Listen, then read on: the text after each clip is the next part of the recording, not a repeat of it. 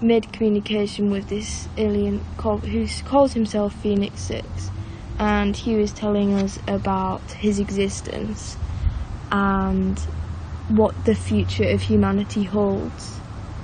I know it sounds crazy if you don't believe in this sort of thing, but saying that humanity has always been in contact with aliens, and it's obviously been a very long term. Asking, how did you communicate? Well, as a spiritualist, we believe you can communicate with those on the other side, but this is not just limited to communicating with spirits as such.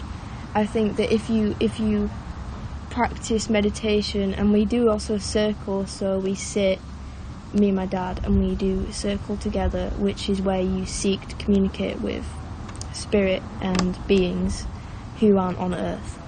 And if you can communicate with spirit and your loved ones on the other side, and if you believe in spirit guides, then you still have the ability to communicate with other beings who are not necessarily human. So that's how we made communication. The way I communicate is actually a lot different to how many others would communicate, because I know there's people who can communicate with spirit just sat and can get images in their mind. Have you ever seen them? Aliens, I've not seen aliens. I would love to see aliens. I've seen ghosts, but I've not seen aliens. Was it a surprise when Phoenix 6 came through? Yes, it was a very big surprise, because I think it goes against, in some ways, as a spiritualist, if you follow spiritualism, the set sort of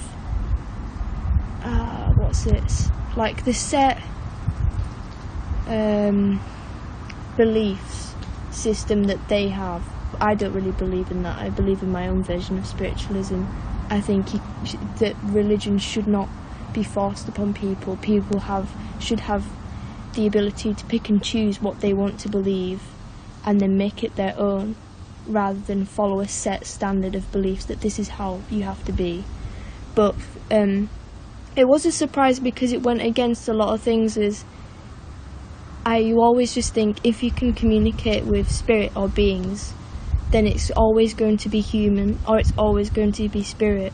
But you'd never think it would be someone who is an alien, and especially those who are actually still alive, and that you can actually communicate with beings who are not they're not dead, they're still alive. I think that was a shocking thing, is that you can still communicate with people who are alive. But do they speak English? They do speak English, yes. They do. The way I communicate with them is I get a lot of dreams that have very strange things in them. Aliens speak English, yes they can.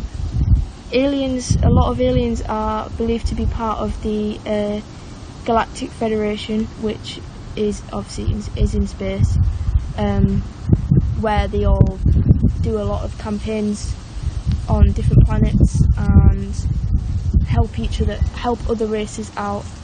At the moment, there is no human representative on the Galactic Federation. And what did you talk about? Please tell us in detail.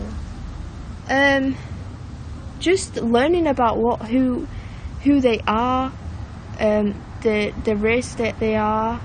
Dad, you'll have to confirm, but from my memory serving right, Phoenix 6 is one of the greys, or one of the grey races. Have you spoken with other races, or only humans and aliens? Humans is the main one, because a lot of the people who I speak with in communication is my family. Like my great grandma, my uncle Andrew, who I speak to a lot and who means a lot to me, so I talk to him and he helps me get messages across. One of the grey race is not the one you would think. Yeah, I thought so. But in terms of speaking with Phoenix 6, he told us about what Sirius is like, what he does as a job, when humans are abducted, why are they being abducted, is it a negative thing, when we learnt that it's not a negative thing at all.